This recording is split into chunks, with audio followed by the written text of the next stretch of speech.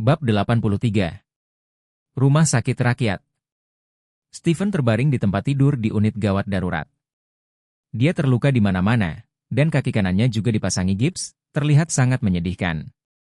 Charlie tidak bisa membantu tetapi bersimpati, pria besar yang salah paham terhadap wanita itu, dan akibatnya, bukan hanya hatinya yang hancur, tetapi tubuhnya juga dipukuli seperti ini. Ketika Stephen melihatnya masuk, air mata mengalir di matanya, bengkak seperti telur. Charlie, Stephen tidak bisa menahan tangis begitu dia berbicara. Charlie berjalan ke depan dan berkata dengan ringan, oke, itu hanya omong kosong, itu tidak sebanding dengan kesedihanmu. Stephen menangis dan berkata, saya mengejarnya selama 3 tahun. Baginya, saya tidak punya harga diri selama bertahun-tahun ini. Aku benar-benar berubah menjadi anjing yang menjilati. Saya pikir saya akan memiliki segalanya pada akhirnya, tetapi saya tidak berharap itu berakhir seperti ini. Akhirnya, tidak ada apa-apa untukku. Stephen menangis terengah-engah dan berkata, itu, tidak hanya ingin putus dengan saya tetapi juga ingin saya meninggalkan rumah. Sebagian besar uang yang saya hasilkan dalam beberapa tahun terakhir telah dihabiskan untuk dia. Uang jaminan 100,000 juga diinvestasikan di hotel, tetapi dia bahkan tidak ingin mengembalikannya kepada saya. Saya sangat buta, bagaimana saya bisa menyukai wanita yang begitu mengerikan? Charlie membujuknya. Stephen, jika seseorang mampu untuk meletakkannya, dia harus jatuh dan bangun lagi. Bagaimana dengan lukisan yang kuberikan padamu? Lukisan itu bisa terjual setidaknya 200,000, cukup bagi Anda untuk memulai bisnis kecil lagi. Stephen mengangguk dan berkata, lukisan itu ada di tanganku. Untungnya, Anda mengingatkan saya akan hal itu dan saya membawa lukisan itu. Kalau tidak, dia pasti mengambil lukisan itu. Charlie berkata, tidak apa-apa jika lukisan itu masih ada. Anda bisa berbaring dan tenang. Ngomong-ngomong, aku akan membelikanmu buah-buahan dan membayar biaya rawat inap. Stephen terharu hingga meneteskan air mata. Charlie, saudara yang baik, terima kasih banyak, jangan khawatir, saya akan mengembalikan uang itu kepada Anda di masa depan. Charlie berkata dengan ringan, oke, kita bersaudara, jadi kurangi bicara yang tidak masuk akal. Setelah berbicara, dia meninggalkan lingkungan. Dia sedang terburu-buru dan tidak peduli tentang belanja. Melihat Stephen begitu menyedihkan, Charlie tidak tahan, jadi dia pergi membelikannya buah dan menggesek kartunya untuk menyetor 100.000 untuk dirawat di rumah sakit. Ketika kembali ke bangsal, Charlie menemukan bahwa pintu bangsal telah dibuka. Ketika dia datang ke depan, dia menemukan bahwa Lily sedang berdiri di depan tempat tidur Stephen dengan seodong di pelukannya. Melihat mereka berdua masuk, Stephen bertanya dengan keras, apa yang kamu lakukan di sini? Di sini untuk mengolok-olok saya. Lily mencibir, siapa yang tidak melihatmu sebagai badut? Setelah berbicara, dia tidak lupa untuk meludahi tanah, dan kemudian berkata, saya di sini untuk meminta lukisan Anda. Di mana kamu menyembunyikannya? Cepat berikan padaku. Stephen berkata dengan marah, Lily, adikku memberiku lukisan itu. Mengapa Anda membutuhkannya? Berikan padamu. Lily mendengus dingin, ibumu tahu mengapa Charlie memberikan lukisan itu padaku? Itu adalah hadiah untuk pembukaan restoran. Restoran siapa ini? Itu milik ayahku. Stephen tidak menyangka Lily begitu tidak tahu malu, dan suaranya yang marah bergetar. Lily, jangan pergi terlalu jauh. Restoran Anda masih memiliki 100,000 yang saya investasikan, dan Anda harus mengembalikan 100,000 kepada saya. Sedangkan untuk lukisannya, itu diberikan kepada saya oleh saudara laki-laki saya yang baik. Pernahkah Anda mendengarnya? Berikan itu padaku. Bab 84.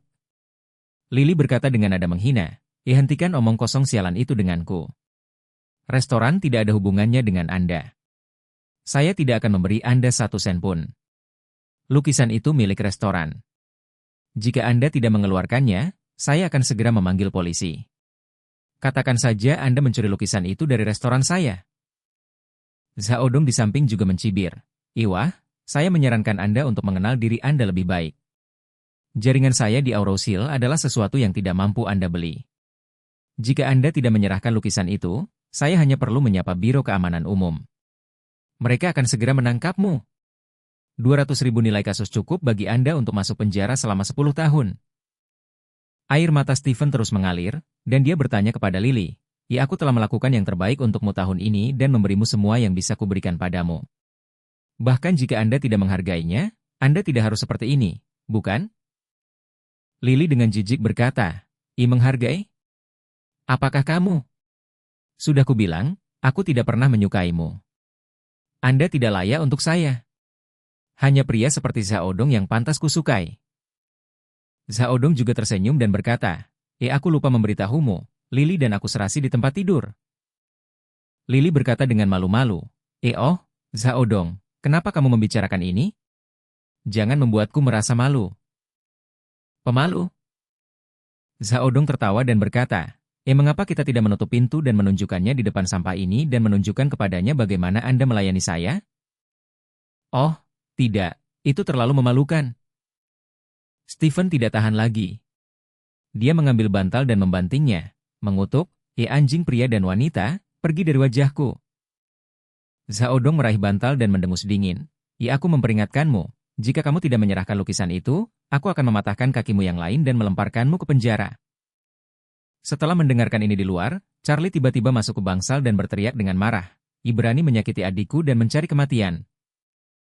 Zaodong menoleh, menatap Charlie, dan bertanya, siapa kamu? Lily berkata, orang ini adalah Charlie, orang yang mengirim lukisan itu. Zaodong tertawa keras, oh, menurutku siapa itu? Ternyata itu adalah sampah yang memakan sisa makanan. Namanya tidak diketahui semua orang di Aurous Hill. Setelah itu, Zaodong memandang Charlie dengan dingin, dan berkata, aku akan memberimu waktu 3 detik untuk keluar. Saya bisa memperlakukan Anda seolah-olah Anda belum pernah ke sini. Charlie berkata dengan jijik, biarkan aku keluar? Apakah kamu? Zaodong mengertakkan gigi dan berkata, enak, berani berpura-pura di depan Zaodong? Charlie berkata dengan dingin, saya tidak peduli jika Anda adalah Zaodong, nol, atau diare. Anda membuat saya sangat kesal hari ini. Aku akan memberimu kesempatan untuk berlutut di tanah dan memberi adikku 3 kepala dan membiarkan adikku mematahkan 1 kakimu. Jika tidak, kau akan mati dengan cara yang buruk. Mendengar hal tersebut, Zaodong tampak tertawa beberapa kali. Kemudian, ekspresinya berangsur-angsur mengeras, dan dia berkata dengan dingin, Inak, apa yang kamu bicarakan? Biarkan aku berlutut. Apakah kamu lelah hidup? Lily tidak bisa menahan ejekan di samping. Charlie, apa kamu bodoh?